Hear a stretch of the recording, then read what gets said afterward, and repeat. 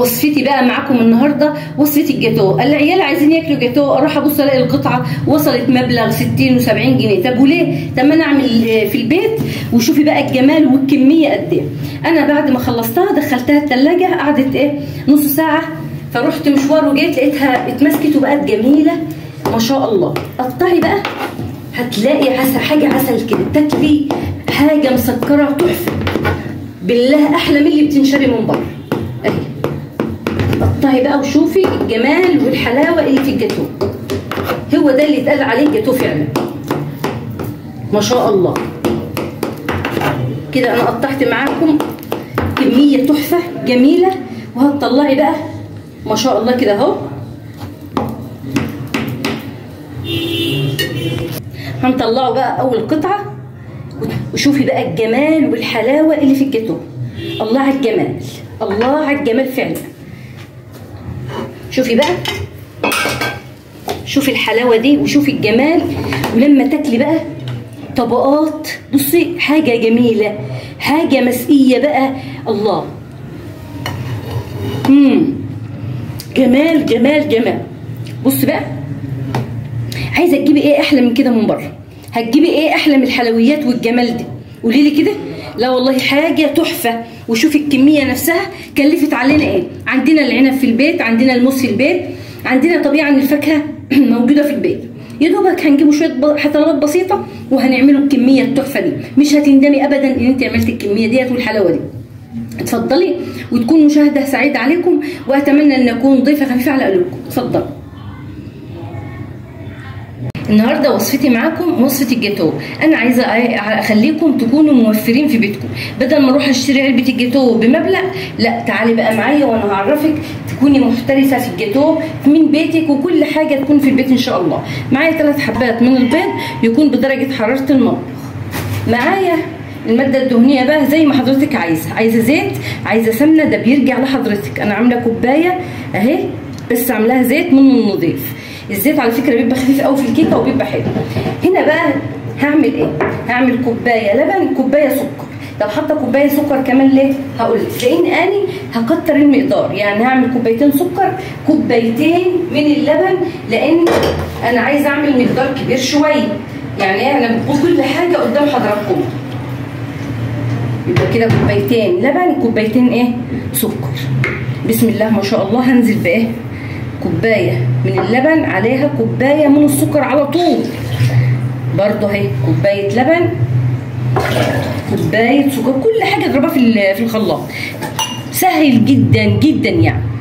كده خلاص نزلت بكل السوائل، بس حواليا كده عشان ما بحبش الكركبه. خلاص كده. وهقوم نازله بالفانيليا برضه اهو. انا نزلت بكل حاجه في الخلاط، وحبه صغيرين قوي يعني اللون بس من اللي هو الفروت ده او التانج او اي حاجه، بيدي لون خفيف كده بس كده. وهضرب كل ده مع حضراتكم في الخلاط.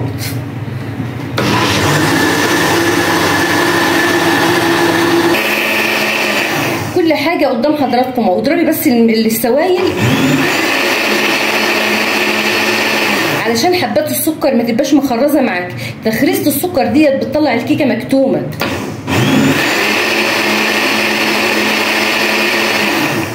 كده خلاص ضربت السوائل كده. بعد ما ضربت السوائل حلو قوي في الخلاط علشان السوائل تندمج مع بعضها. كده خلصت الخلاط، بركنه على جنب كده، وابدا انزل بالسوائل في الطبق. نزلي كل حاجه عشان المقدار يكون صح. معايا الاسباتيولا، السلاح الوحيد اللي بينفعني اهو. ننزل كل الكميه ديت ما شاء الله اهو. كده خلاص هبدا انزل ايه بقى. الاول هنزل بمعلقتين من النشا، معلقتين، ادي معلقه وادي معلقه. بعد ما نزلت بمعلقتين النشا هبدا انزل بالكيك شيف، معلقه كبيره اللي هو الكيس طبيعا 16 جرام اهو. هو الكيس كيك شيف ده 16 جرام. هبدا اقلب بقى ايه معلقتين النشا مع الكيك شيف كده اهو.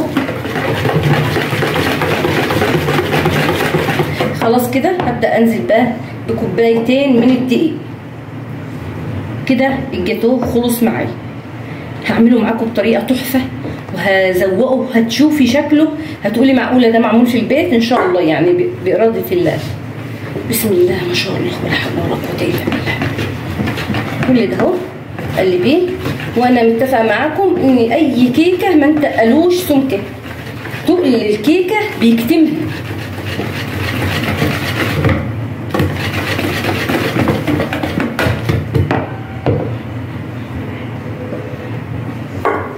كده خلاص هي بقت جميله اهو. هنزل على طول في صاج كده خد الصاج اهوت معايا مدهون اي ماده دهنيه عند حضراتكم، زيت سمنه اللي انتوا بتحبوه وبتفضلوه. هبدا انزل بقى كده المضرب خلاص. هنزل اهو ما شاء الله.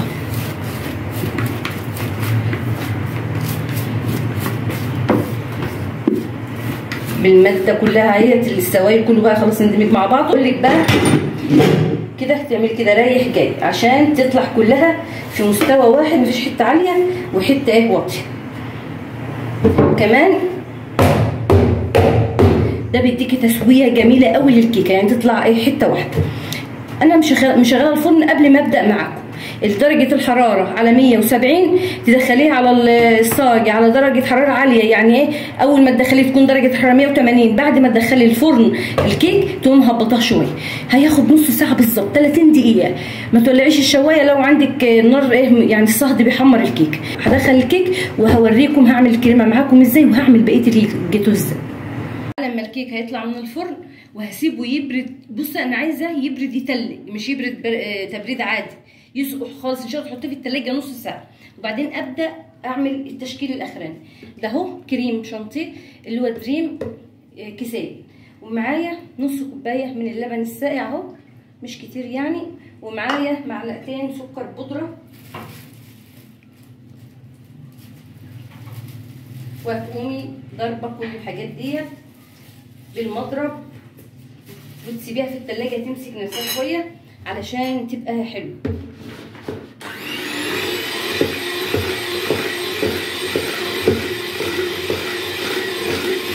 بعد ما ضربت الكريمه حلوه اهو بحبه السكر واللبن ما شاء الله، هبدا ادخلها التلاجة تمسك شويه على ما الكيك يطلع من الفرن ويكون برد ما شاء الله.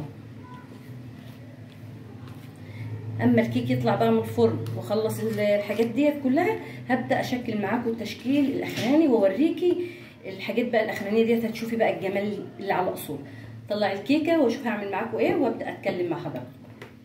بعد الكيك ما طلع من الفرن وسبته نص ساعه شوفي برد، حاطه ايدي عليه تلج. هبدا معايا حبه لبن عليهم حبه ايه تانجي او حبه فروتي اي حاجه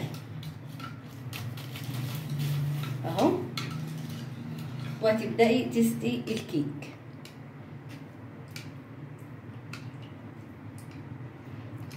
تاكلي احلى جاتوه في الدنيا ما شاء الله. الكيك نفسه طالع مش والله العظيم هو عايز اي حاجه، تحفه خفيف وهش بقى وجميل.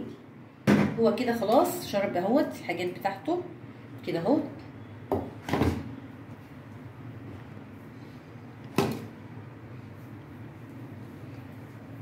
هبدأ بقى ايه انزل بالكريمه، الكريمه اللي انا لسه ضربها معاكم.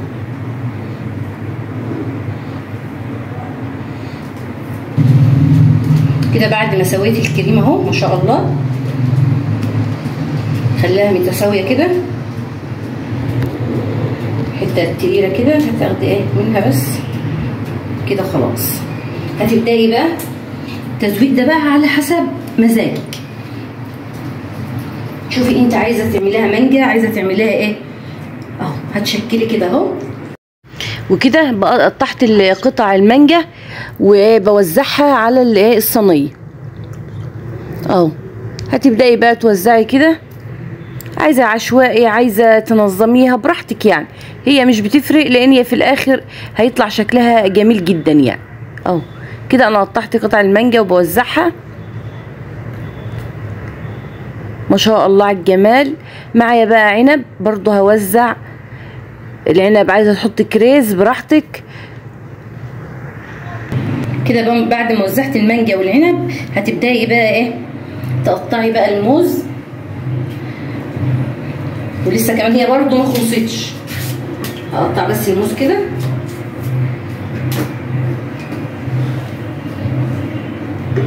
قطعي الموز حلقات اهي. برضو التشكيل يرجع لحضراتكم، يعني انا مش بفرض عليكم تشكيل معين، لا، التشكيل ده لعبتكم انتوا اهو كده اهو. وهتقومي الطبقه الاخرانيه بقى هتبقى حاجه تانية خالص، لسه برضو ما خلصتش، متفكريش ان انا كده خلصت. وكده بعد ما خلصت التشكيل وبرضو التشكيل ده يرجع لحضراتكم، هجيب ايه بقى كده خلصتها. هجيب طبق وكوبايه فيها بوريه مانجا، يعني مانجا من غير ميه، ما تحطليش ميه فيه اهي.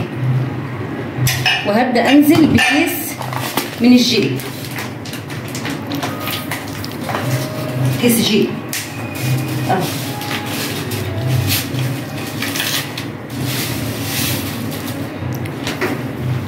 عليها نص كوبايه من الميه، مش كتير يعني، حبه ميه صغيرين قوي يعني، عشان الجيلي يمسك طبقه من فوق.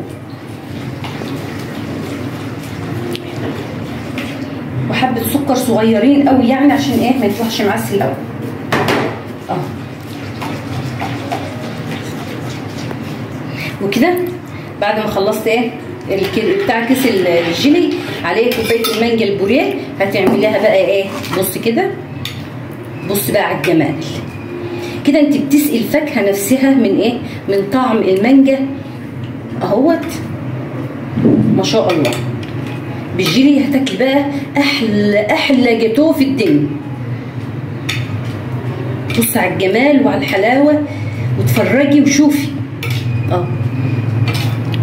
عشان بس انا بقول لكم، انا بديكم كل اسرار شغلي في البيت، مش بخبي عليكم اي حاجه.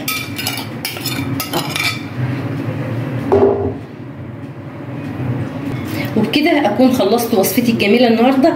الجاتو اللي لو رحت جبت القطعه من بره هتجيبها اكتر من 70 80 جنيه، لا انا عاملاها في البيت، وانا اللي مظبطينها وعاملين كل حاجه نضيفها في بيتنا. وبكده اكون خلصت وصفتي معاكم النهارده، الجاتو الجميل اللي بشكل خرافي وبطعم خيال، مش هتندمي ابدا ان انت عملت الوصفه دي. فضلا بقى وليس امرا بعد التعب ده، ما تنسيش تعمل لايك واشتراك وتفعل زر الجرس عشان يوصلك مني كل جديد. ومع الف سلامه ومع فيديو تاني.